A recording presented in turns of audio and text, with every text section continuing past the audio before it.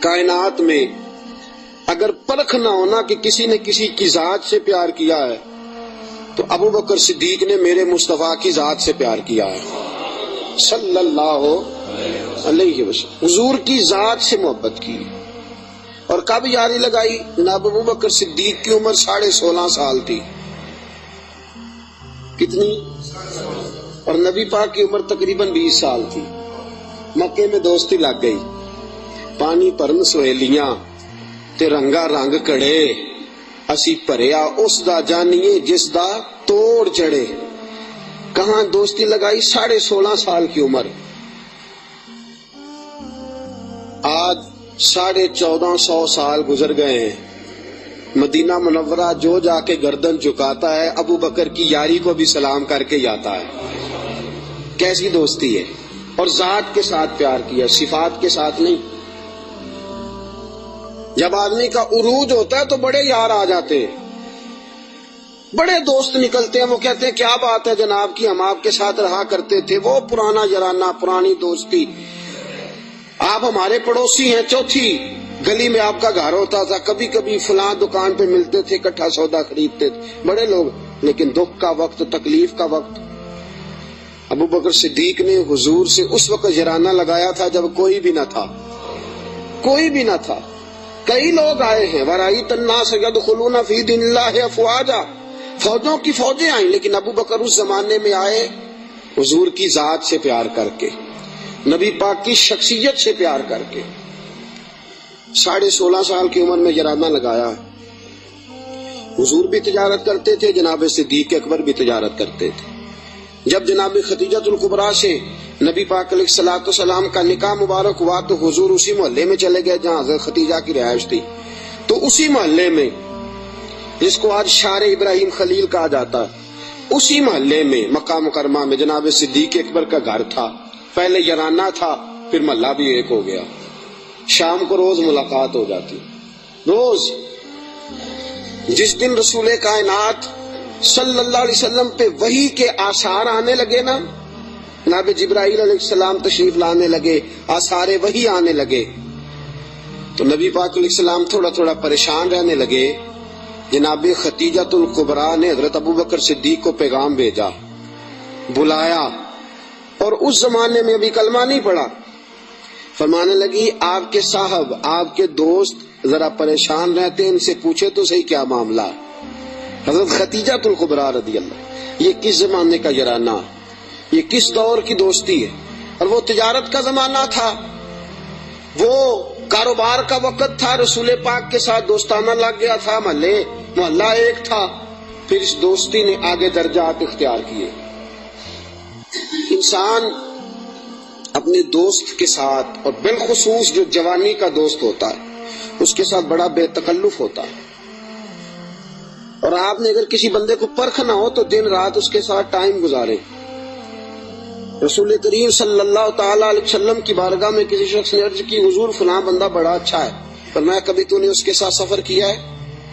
کہا حضور نہیں۔ فرمایا پہلے سفر کر پھر بتانا، پہلے اس کے ساتھ، تاکہ تجھے اس کے دن رات کے معاملات کا پتہ چلے، اس کے مزاج کا پتہ چلے، پھر بتانا، یوں نہ بتا۔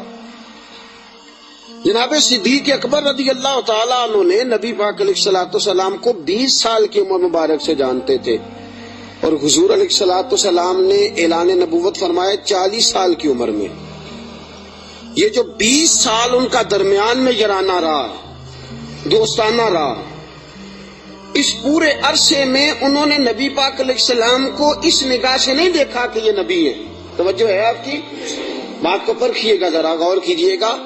ایک ہوتا ہے بندہ سمجھتا ہے یہ شیخ ہے، یہ پیر ہے، یہ علامہ ہے، یہ مولانا ہے، اور جب اس نگاہ سے وہ پرکھتا ہے، دیکھتا ہے، تو آپ جان سکتے ہیں کہ وہ اس کا تصور ہوتا ہے کہ یہ نیک ہوگا، پرہیزگار ہوگا۔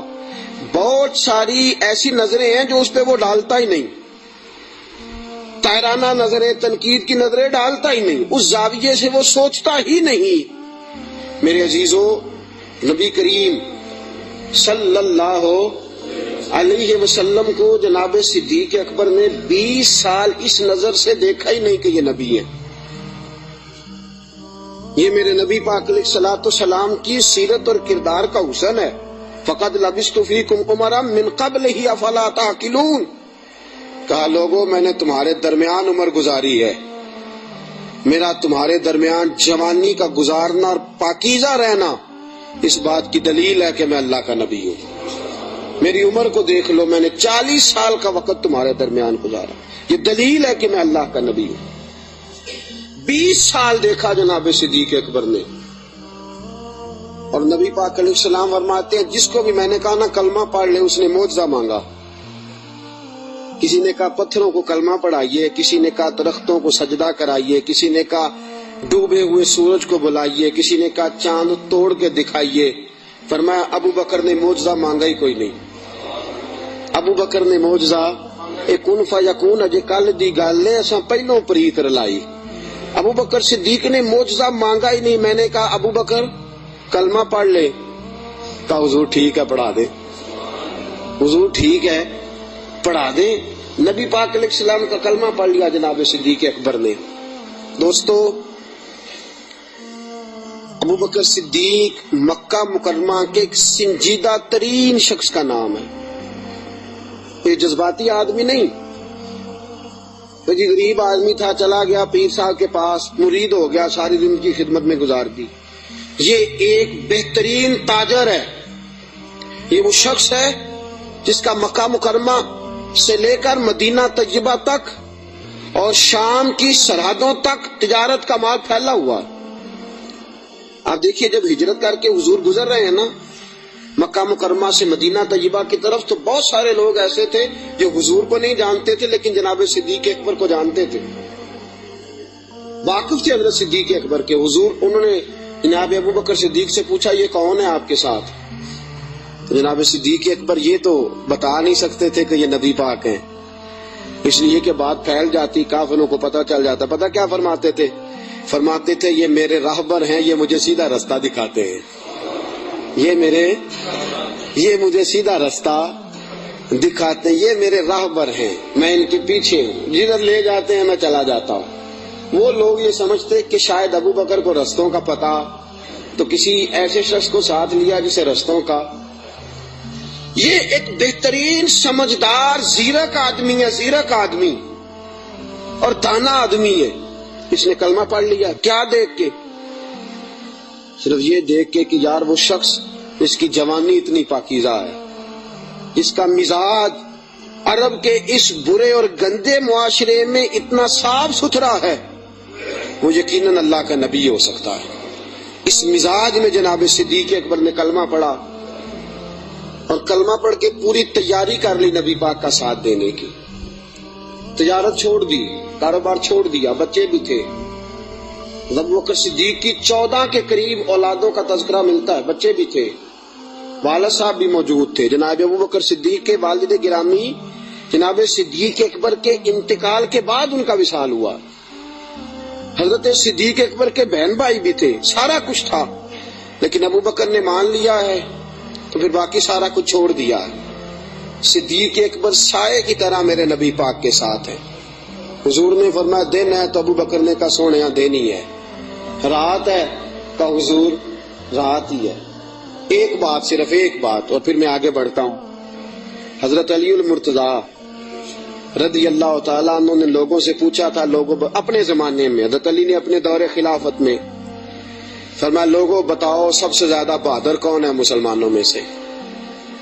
انہوں نے کہا حضور آپ علی ہیں، اسد اللہ و رسول آپ کا لقب ہے، آپ ہی سب سے زیادہ بہادر ہیں، اور کون ہوگا؟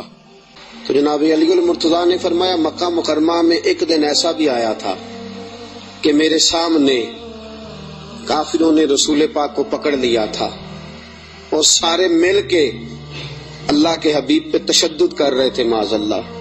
کوئی گلے میں چادر ڈال کے اس کو مروڑتا تھا، اس کو جو ہے وہ کھینچتا تھا، اور حضور کی مقدس آنکھیں باہر نکل آئیں۔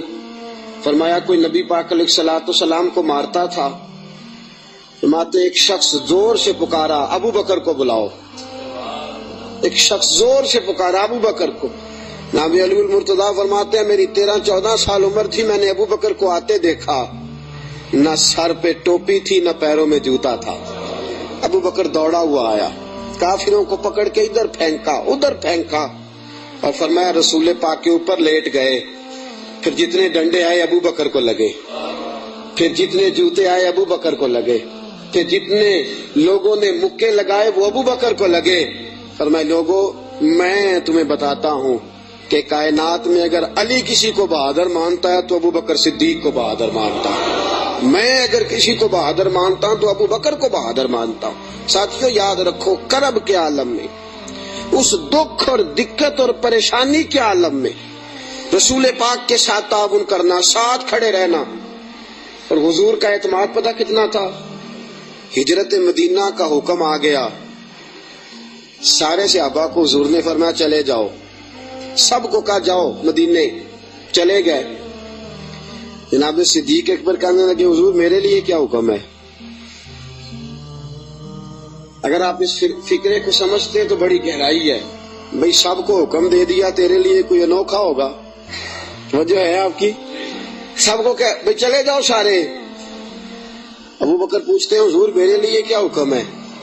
जब सबको कह दिया तो अबू बकर अंदर नहीं आया सबके, कहा हुजूर मेरे लिए। अबू बकर जानते थे बाकी सबका हुक्म और होता है, अबू बकर का और होता है। सारे चले जाओ, हुजूर मेरे लिए क्या हुक्म है? फरमाया तूने नहीं जाना, तेरे लिए नहीं। हुजूर मेरे लिए नहीं? नबी पाक अलैहिस्सलाम ने फरमाया मुझे उम्मीद है मुझे भी इजाजत मिल जाएगी, दोनों इकट्ठे ही जाएंगे, तुझे साथ लेके जाना। बस तैयारी शुरू हो गई। एक रवायत में 2 और इमाम राजी कहते हैं नहीं 3 थी, 3 ऊंटनियां मोटी ताजी तैयार कर ली। अब देखो ड्यूटी लग रही है, ये ताजर आदमी है, ताजर घाटे का सौदा नहीं करते, नुकसान की बात नहीं करते। इस शख्स ने देखी अंदाज क्या अख्तियार किया है। हजरत अबू बकर सिद्दीक ने अपने गुलाम जनाब आमर बिन फहीरा रजी अल्लाह तआला अन्हु से कहा तूने दिन भर बकरियां चरानी है और जब शाम पड़ जाए अंधेरा छा जाए तो गारे सौर के सामने बकरियां ले आनी है। मैं वहां आऊंगा और मैं उतर के बकरियों का दूध धो के ले जाऊंगा और हुजूर को पिला दूंगा। ये गुलाम की ड्यूटी लग गई। अपने बेटे अब्दुल्ला बिन अबू बकर से कहा कि तू दिन भर काफिरों की सरगर्मियों का ख्याल रखेगा और शाम को आके मुझे खबर करेगा कि इनका नया मंसूबा क्या है। अपनी बेटी हजरत अस्मा बिनत अबी बकर से फरमाया बेटी डेली ताजा खाना पका के लाना है, ताजा खाना, और देखना शाम को खाना लाए तो इतना लाना कि सुबह भी खा सके।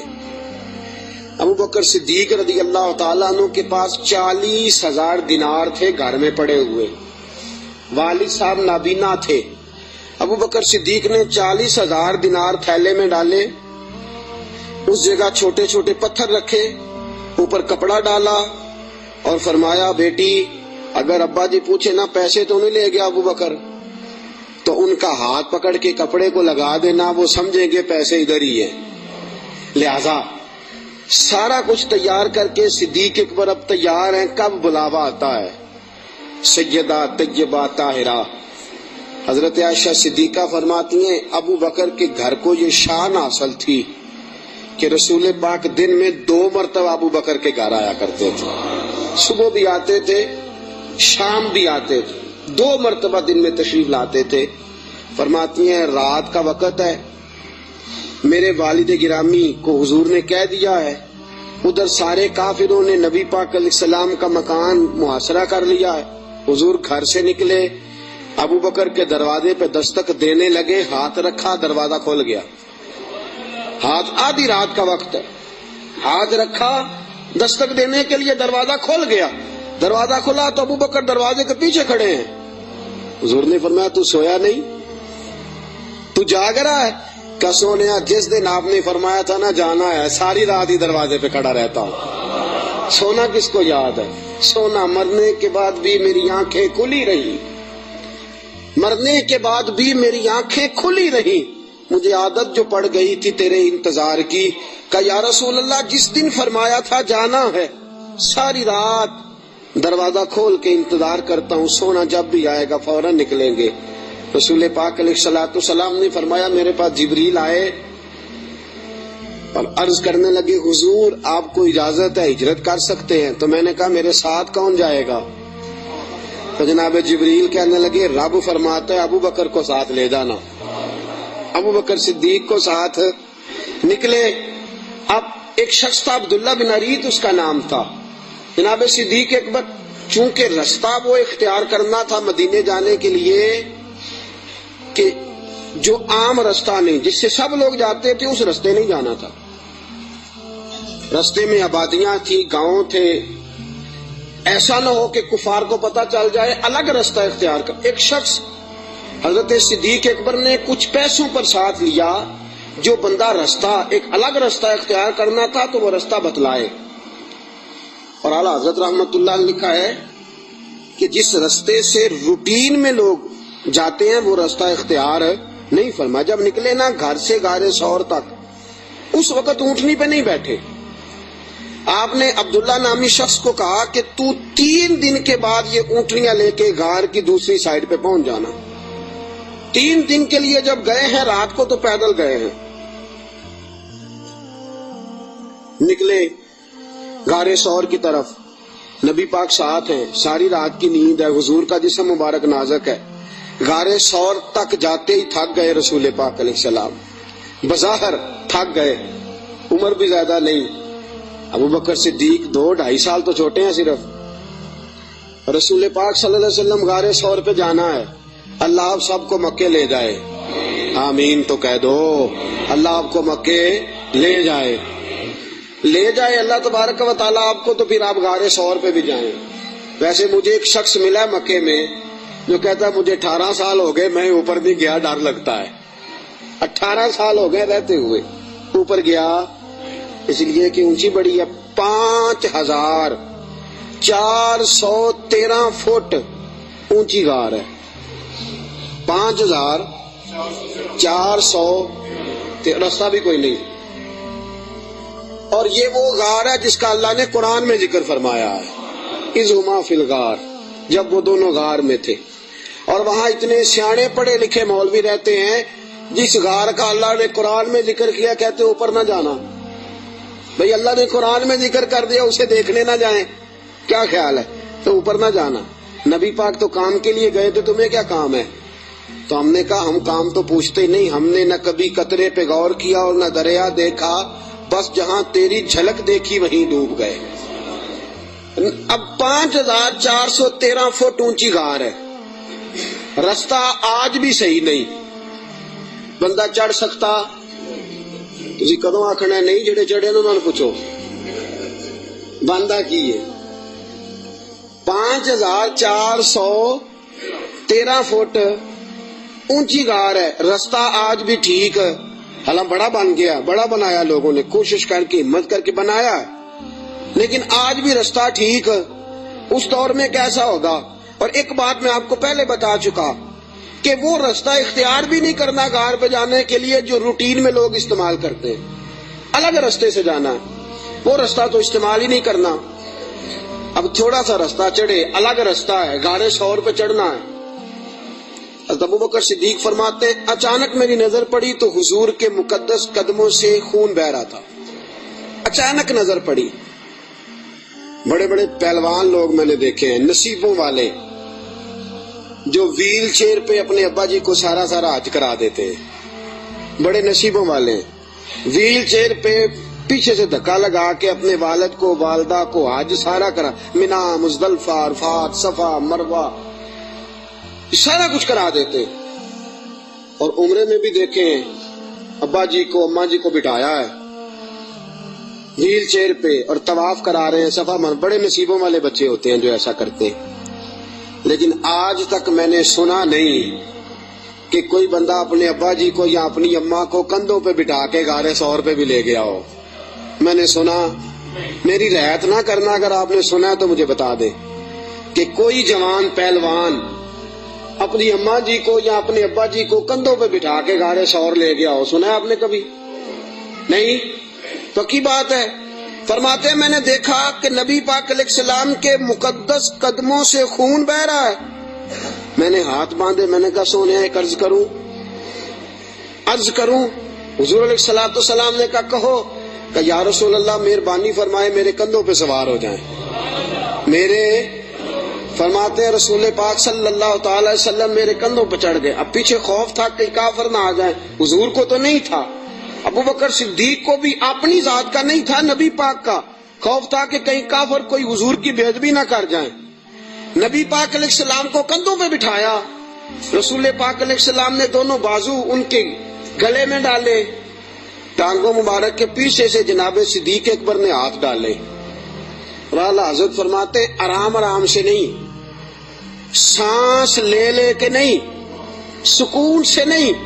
ابو بکر نے ایک قدم اٹھایا ہے تو سانس پھر غار ثور پہ جا کے لیا, غار ثور پہ جا کے. اور چڑھتے کس طرح ہیں؟ ایڑیاں زمین پہ نہیں رکھتے, صرف پنجے رکھتے ہیں. اس طرح تیزی کے ساتھ, کہیں پیچھے کوئی آ نہ جائے, فٹافٹ تیزی کے ساتھ. پورا پیر نہیں جماتے. ابو بکر پورا پیر کیوں نہیں جماتے؟ کہا اگر پنجہ پورا لگ گیا تو کافر پہچان جائیں گے قدموں کے نشانوں کی وجہ سے. پورا پنجہ اور تیزی کے ساتھ, تیزی. میاں محمد بخش صاحب عارف کھڑی رحمت اللہ علیہ فرماتے ہیں ویکھو پباں پار قدم نہیں جے لاؤندا, پباں پار ہے پورا قدم نہیں جے لاؤندا, پباں پار قدم نہیں لاؤندا تے سور پہاڑ تے چڑھیا جاندا. پباں پار قدم نہیں لاؤندا, سور پہاڑ تے چڑھیا او پیا جاندا تے یار نبی دا. تیز تیز جا رہے تھے نا, تو بزرگوں نے اس کی منظر کشی کی, تیزی سے بات کی. او پیا پباں پار قدم نہیں جے لاؤندا, سور پہاڑ تے چڑھیا جاندا اے او پیا جاندا تے یار نبی دا. پباں پار قدم نہیں لاندا, سور پہاڑ تے چڑھیا جاندا او پیا جاندا تے یار نبی دا. اے اصلی دلدار نبی دا, اے اصلی دلدار. اب غار ثور پہ پہنچ گئے, بس ٹھیک ہے, سانس لینا چاہیے, آرام کرنا چاہیے. حضور کو بٹھایا, 4 چادریں ہیں صدیق اکبر کے پاس. ایک چادر ہے گلے کے اندر رکھی, 2 چادریں سینہ بند کے طور پہ باندھی, چوتھی پگڑی ہے سر پہ.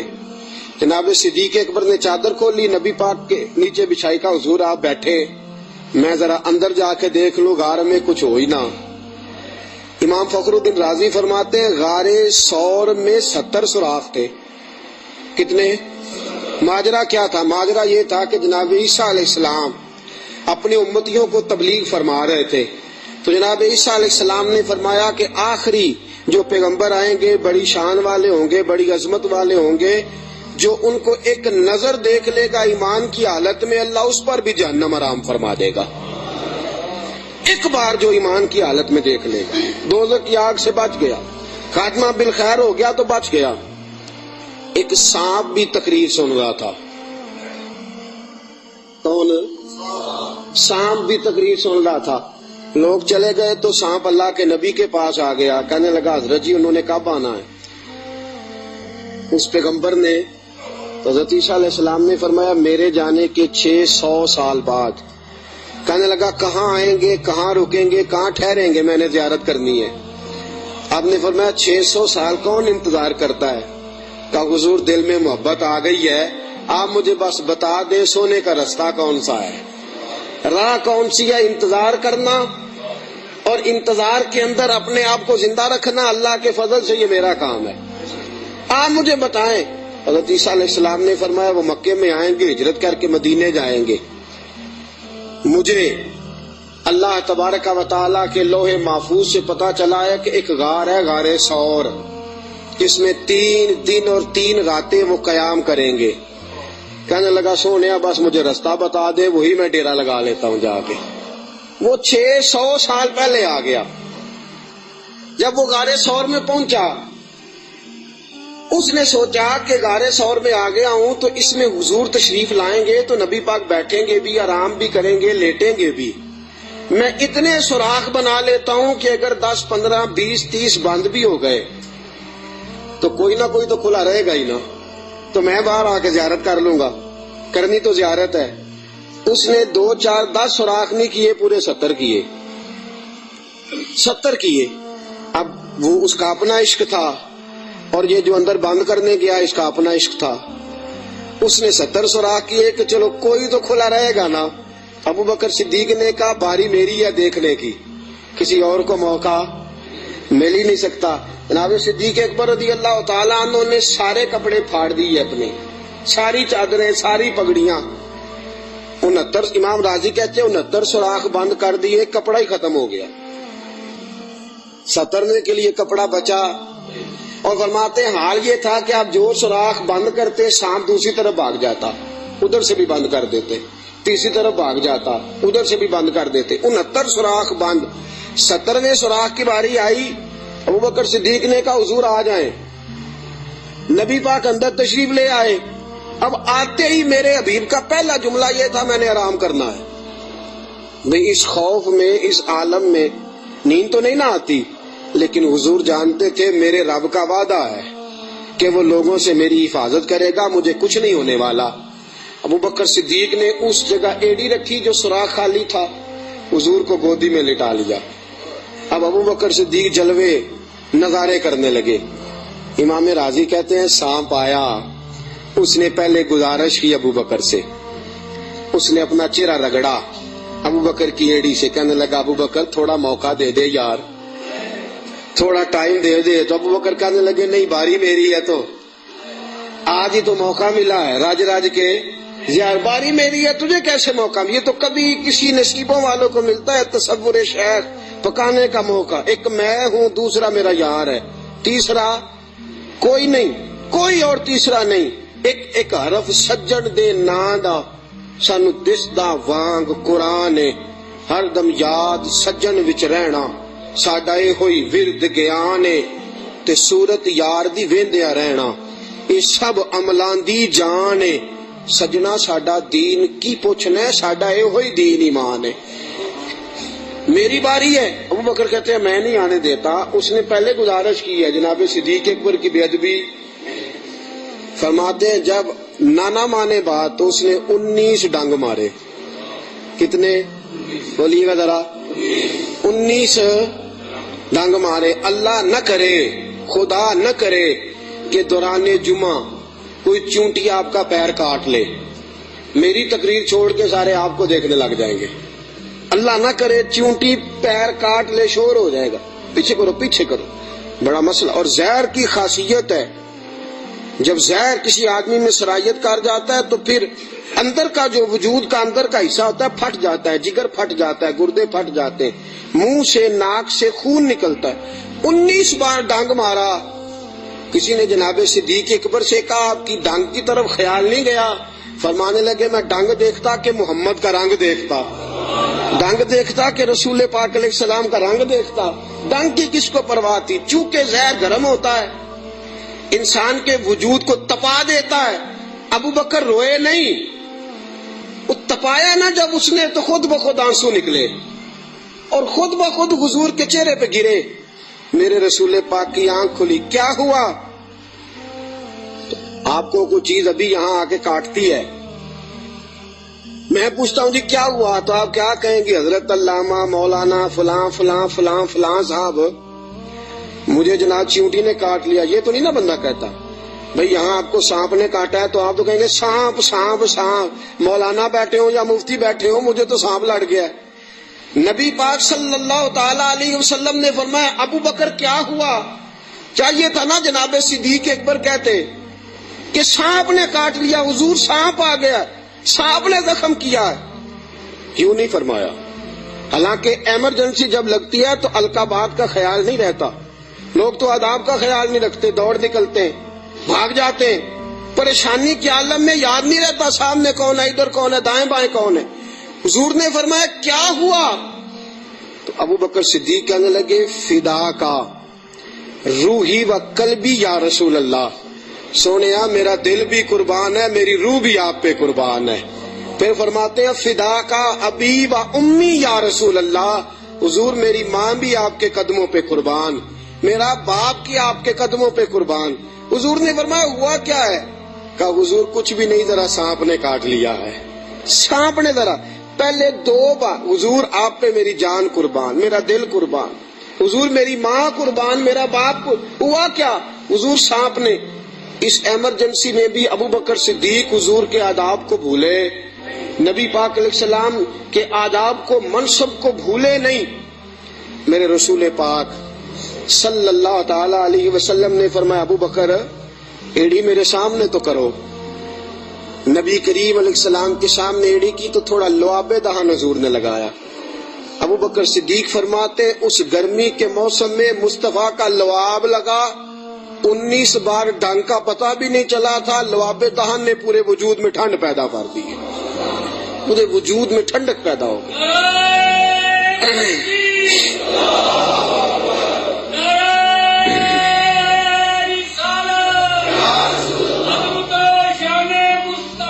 نبی کریم صلی اللہ تعالی علیہ وآلہ وسلم نے فرمایا ابو بکر تیرے کپڑے کدھر ہیں؟ کہا سونیا 3-4 لے کے آیا تھا, سارے ٹکڑے ٹکڑے کر کے میں نے لگا دیے. میرے حبیب پاک نے ہاتھ اٹھائے اور دعا کیا دی, کہا اے اللہ جس طرح میں اور ابو بکر غار میں کٹھے ہیں ہمیں جنت میں بھی کٹھا ہی رکھنا. یا اللہ جس طرح ہم غار میں کٹھے ہیں جنت میں بھی کٹھا ہی رکھنا. میرے رسول پاک علیہ السلام نے. اب دیکھیے اگلا منظر کیا ہے. شام کو بیٹی کھانا پہنچاتی ہے, غار سور پہ چڑھ کے جاتی ہے بچی. ابو بکر صدیق کا بیٹا روز خدمت کرتا ہے. سارا خاندان ابو بکر نے اسی کام پہ لگا دیا, پیسے بھی سارے لگا دیے. دنیا کہتی ہے کائنات میں ابو بکر کیوں ہوتی ہے؟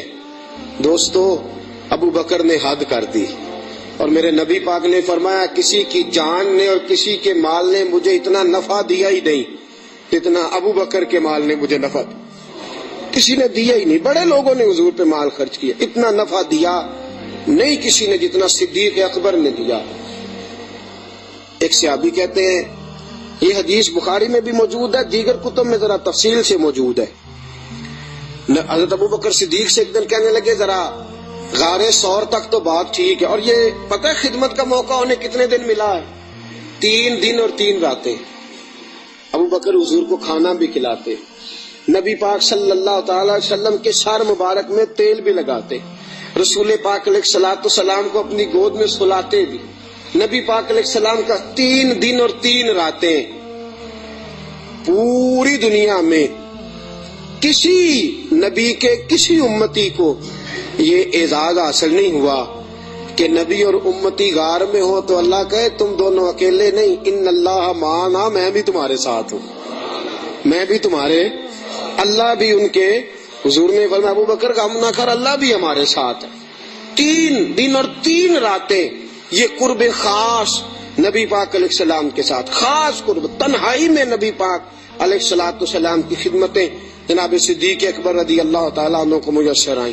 میرے دوستو صحابہ نے کہا اے ابو بکر غار سے باہر کی بھی کوئی بات بتاؤ. غار میں تو آپ نے مزے لوٹے, بڑی موج کی, حضور کی بڑی خدمت کی, بڑی جم کے زیارت کی, کوئی بات کی بات بھی بتاؤ. تو فرمایا غار سے نکلے, اونٹنیوں پہ بیٹھے تو ایک دن حضور تھک گئے, گرمی بڑی سخت تھی. مکہ مکرمہ سے مدینہ منورہ سے مکہ مکرمہ کا درمیانی فاصلہ, اعلیٰ قسم کی اے سی والی بس پہ بیٹھ کے جائیں تو 4-5 گھنٹے لگ جاتے ہیں. ٹھیک ہے نا جی, 4-5 گھنٹے بھی لگتے ہیں. درمیان میں کھڑا کر کے وہ روٹی بھی کھانے کا موقع دیتے ہیں, سارا کچھ کرتے ہیں, لیکن بندے پھر بھی جا کے تاکی جاتے ہیں, کہتے ہیں حد ہو گئی ہے جی, کتنا ٹائم رہ گیا ہے, کتنے گھنٹے ہو گئے, پوچھ کے تھک جاتے ہیں. میرے نبی پاک علیہ الصلوۃ والسلام اونٹنی پہ سوار ہے, تیز دھوپ کا منظر ہے. جناب صدیق اکبر فرماتے ایک مقام پہ شدید تھکاوٹ محسوس ہوئی تو میں نے عرض کی یا رسول اللہ صلی اللہ علیہ وسلم اگر مہربانی فرمائیں تو تھوڑا آرام نہیں کر لیتے؟ اب ساتھ یہ بھی تھے نا, چاہیے تھا نا دونوں آرام کرتے. فرماتے ہیں نبی پاک علیہ السلام نے فرمایا جیسے تم کہو. میں جلدی سے گیا, مجھے ایک پہاڑ نظر آیا, اس پہاڑ کے نیچے پہاڑ کا تھوڑا سا سایہ تھا. فرماتے ہیں میں نے جلدی سے وہاں سے کنکر وغیرہ ہٹائے, اپنا کپڑا بچھایا اور حضور کو عرض کی یا رسول اللہ یہاں تشریف رکھیں. نبی پاک وہاں بیٹھ گئے. جناب صدیق اکبر رضی اللہ تعالیٰ عنہ فرماتے ہیں میں جلدی سے اٹھا, ایک بڑا پیالہ تھا ایک چھوٹا پیالہ تھا. دور مجھے ایک چرواہا بکریاں چراتا نظر آیا, میں اس کے پاس گیا. میں نے کہا یار بکریاں تیری اپنی ہیں یا کسی کا, تو چرواہا ہے؟ اس نے کہا نہیں میری اپنی بکریاں ہیں. میں نے کہا ایک بکری کا دودھ میں تجھ سے خریدنا چاہتا ہوں. اس نے کہا ٹھیک ہے لے لو. فرماتے ہیں میں جلدی سے گیا, اس کو پیسے دے کے نکلا تو کہنے لگا کدھر جا رہے ہو؟ میں نے کہا ابھی بتاتا ہوں. بڑے برتن میں پانی لایا, میں نے کہا میں نے مصطفیٰ کے لیے لنگر لے کے جانا ہے، یہ پانی لے لے، ہاتھ بھی دھو لے اور بکری کے تھن بھی دھو لے۔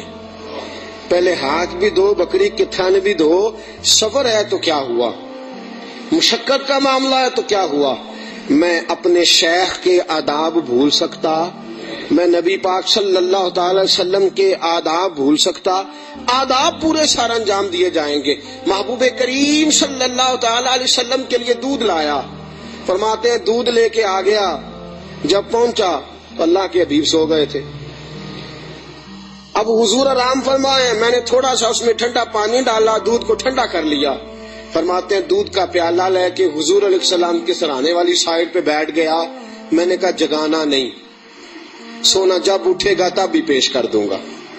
یاد رکھیں سفر میں انسان پریشان ہو جاتا ہے، روایت میں آتا ہے سفر عذاب کا ٹکڑا ہے، دقت ہو جاتی ہے، انسان بھول جاتا ہے اپنا آپ بھی۔ لیکن جناب صدیق اکبر نبی پاک کے آداب کو بھولے؟ بھئی آپ بھی تو تھکے ہوئے ہیں، آپ بھی تو ساتھ بیدار ہیں، آپ بھی تو سارا کچھ کر رہے ہیں، لیکن ابو بکر صدیق رضی اللہ تعالیٰ عنہ دودھ کا پیالہ لے کے سرانے بیٹھے رہے۔ اپنی مرضی سے میرے مصطفیٰ کی آنکھ کھلی، رسول پاک نے مسکرا کے دیکھا تو ابو بکر صدیق نے دودھ کا پیالہ پیش کیا۔ جب رسول پاک نے ٹھنڈا ٹھنڈا دودھ پیا، ابو بکر تیرے نصیبوں پہ قربان جائیں، اعلیٰ حضرت فرماتے ہیں حضور نے بچا ہوا دودھ ابو بکر کو عطا فرمایا۔ جناب صدیق اکبر نے دودھ پیا، یہی کافی نہیں تھا انعام؟ اتنا حضور کا جھوٹا کسی کو مل جائے تو یہی انعام کافی نہیں تھا؟ جب ابو بکر دودھ پی چکے تو میرے نبی پاک کی آنکھوں میں آنسو آ گئے، حضور رو پڑے، اور رسول پاک نے فرمایا اے اللہ، اے میرے مولا، تو ابو بکر کی نیکیاں دیکھ رہا ہے نا، اس کو بدلہ بھی قیامت کے دن تو ہی عطا فرمائے گا، تو ہی عطا کرے گا صبح قیامت اس کو بدلہ۔ عزیزو، جناب صدیق اکبر نے ہر موڑ پر تنہائی کے حضور کی ذات سے محبت کی ہے۔ جو حضور نے کہہ دیا ابو بکر نے کہا ٹھیک ہے، جیسا حکم ہو گیا، باقی ساری کائنات پیچھے۔ آج جوز ماننے کا ماحول ہے، جوز، تھوڑی مان لو تھوڑی چھوڑ دو، تھوڑا کر لو تھوڑا اپنا نفع نقصان سوچ کے چلو۔ ابو بکر صدیق نے سوچ دی کہ جب غلامی کا تصور آ گیا پھر نفع نقصان بھول جاؤ، پھر یہ دیکھو کہ سامنے کیا۔ کسی نے سیدنا غوث اعظم جیلانی سے پوچھا کہ حضرت جی آپ کے لاکھوں مرید ہوئے ہیں، مزہ کس بات میں آیا ہے؟ آپ فرمانے لگے لاکھوں چھوڑ دو، اللہ ایک دے دے، دے ابو بکر جیسا دے۔ لاکھوں چھوڑو، ایک دے دے اللہ، دے ابو بکر جیسا دے۔ لاکھوں کا کیا کرنا، ایک چاہیے، ہونا ابو بکر جیسا چاہیے، جو صدیق اکبر جیسا ہو۔ جناب ابو بکر صدیق رضی اللہ تعالیٰ عنہ نے اپنا آپ دیکھا ہی نہیں، پھر ساری زندگی رسول پاک کو راضی کرنے میں گزار دی۔ دوستو، لکیر کا فقیر بن کے وقت گزارنا، لکیر کا فقیر بن کے۔ آج سوچ ہی بڑی ہے، ہماری عقل اس قدر زیادہ چلتی ہے منفی سائڈ پہ۔ آپ کسی بندے کو ٹٹول کے دیکھیں، سب سے زیادہ سوچ منفی سائڈ پہ کام کرتی ہے، دماغ تیز چلتا ہے شر کی طرف۔ لیکن ساری زندگی میں نبی پاک علیہ الصلوۃ والسلام کے ساتھ 20 سال کی عمر میں جرانہ لگایا تھا اور 63 سال کی عمر میں وصال فرمایا۔ جناب ابو بکر صدیق رضی اللہ تعالیٰ عنہ کا یہ 43 سالہ جرانہ، 40 اور 3 43 سالہ جرانہ جناب صدیق اکبر کا، ساری زندگی حضور، اور بعد از وصال ظاہری بھی نبی پاک کے ساتھ جرانہ نہیں توڑا۔ ایک دن حضرت عائشہ صدیقہ سے کہنے لگے حضور کے اور حضرت المستدرک صحیح مستدرک میں حضرت عبداللہ ابن عمر موجود تھے۔ کسی شخص نے کہا کہ ابو بکر صدیق کا وصال بیماری کی وجہ سے ہوا ہے، جاگیے ذرا میری بات سنیے۔ کسی شخص نے کہا کہ جناب صدیق اکبر کا وصال بیماری کے عالم میں ہوا ہے۔ جناب سیدنا عبداللہ ابن عمر نے جلال فرمایا تمہیں تمہاری ماں روئے، ابو بکر بیمار ہو کے گیا ہے پر اسے کوئی ظاہری مرض نہیں تھا، وہ نبی پاک کے وصال کو برداشت نہیں کر سکا۔ اسے حضور کی جدائی کا غم تھا، جنہاں دے دل بر جانی بچھڑن کون روے پھر تھوڑا، سب روگاں دا روگ محمد جس دا نام وچھوڑا۔ نبی پاک علیہ السلام کی جدائی کا غم لے کے قبر انور میں حضرت عبداللہ ابن عمر کا فرمان۔ عزیزو، جناب صدیق اکبر نے حضرت عائشہ سے فرمایا، بیٹی وہ چارپائی مل سکتی ہے جس پہ حضور نے وصال فرمایا تھا؟ کہا مل سکتی ہے۔ کہا مجھے بتا سکتی ہو؟ چارپائی آ گئی۔ حضور اس وقت کس سائیڈ پہ لیٹے ہوئے تھے؟ کعبہ جی اس جانب حضور کا رخ تھا کعبے کی طرف، ابو بکر کعبے کی طرف ہو گئے۔ کہا حضور نے آخری موقع پہ کیا استعمال کیا تھا؟ نبی پاک نے مسواک استعمال کی تھی۔ کہا بیٹی مسواک لاؤ۔ کپڑے کس رنگ کے پہنے تھے؟ ابو بکر اس رنگ کے پہنے تھے۔ بیٹی تھی نا جی سیدہ عائشہ، رو پڑی۔ کعبہ جی آپ کیوں ایسے سوالات کرتے ہیں؟ کہا بیٹی زندگی مصطفیٰ کے نام پہ گزار دی ہے، میرا تو اور تعارف ہی کوئی نہیں، نوکر بن کے وقت گزارا، نوکری کی ہے زندگی میں، اور تعارف ہی کوئی نہیں، میں نے تو اور کچھ کمایا ہی نہیں، میں اپنی حیاتی تو قربان جاواں، بس محمد محمد پکیندے گزر گئی، اور تو کچھ کٹھا ہی کوئی نہیں کیا۔ میرے ساتھ جو تاجر تھے انہوں نے جائیدادیں بنائی، اور میرے ساتھ جو کاروبار کرنے والے تھے انہوں نے پیسے بنائے، پر میں اپنی حیاتی تو قربان جاواں، میری تے محمد محمد پکیندے گزر گئی، اور تو کوئی کام کیا ہی نہیں، بس اسی کام میں گزر گئی۔ دل کرتا ہے، میرا دل کرتا ہے کہ مروں بھی اس طرح جس طرح رسول پاک نے وصال فرمایا تھا۔ بیٹی میرا دل کرتا۔ حضرت عائشہ صدیقہ رضی اللہ تعالیٰ عنہ عرض کرتی ہیں کہ آپ اس قسم کی باتیں کیوں؟ کہا بیٹی ایک آخری جواب دے دے، حضور کا وصال ہوا تو دن کون سا تھا؟ حضرت عائشہ صدیقہ فرماتی ابا جی پیر کا دن تھا۔ فرمایا بیٹی پھر تو دعا کر اللہ مجھے منگل نہ دکھائے، دعا کر اللہ مجھے منگل نہ دکھائے یہ وقت۔ دوستو، جناب صدیق اکبر کا وصال ہوا تو علی المرتضیٰ جیسا شیر چارپائی کے سرانے کھڑا ہوا، تو حضرت ابو بکر کی چارپائی کے سرانے کھڑے ہو کے علی المرتضیٰ رو رو کے بحال ہو گئے، اور کہنے لگے لوگ کہتے ہیں ابو بکر چلا گیا ہے، مجھے تو لگتا ہے دنیا سے مصطفیٰ کی تصویر رخصت ہو گئی ہے۔ لوگ کہتے ہیں ابو بکر گیا، اور مجھے لگتا ہے کہ یہ وفاؤں کا جنازہ ہے، یہ آج جو ہم جنازہ پڑھیں گے یہ محبتوں کا جنازہ ہے۔ کائنات میں وفا جس کا نام تھا، اور کائنات میں نوکری کرنے کا جس نے حق ادا کیا ہے، اور کائنات میں جس نے وفائیں رقم کی، حضرت علی المرتضیٰ شیر خدا رضی اللہ تعالی عنہ نے فرمایا مجھے تو لگتا ہے یہ وفاؤں کے پیکر کا جنازہ ہے۔ ابو بکر صدیق کا جنازہ اٹھا، علی المرتضیٰ میرے حبیب پاک علیہ السلام کے روضہ اطہر پہ کھڑے ہو کے کہنے لگے حضور ابو بکر آیا ہے، یا رسول اللہ ابو بکر آیا ہے۔ اس کا دل کرتا ہے کہ آپ کے قدموں میں جگہ ملے۔ جناب علی المرتضیٰ پیغام دیتے، اور میرے حبیب پاک صلی اللہ علیہ وسلم کے روضے کی کھڑکی کھلتی ہے تو حضور نے فرمایا اس نے نوکری بڑی کی ہے، اس کو قریب لاؤ اور اس کو میرے پہلو میں دفن کرو۔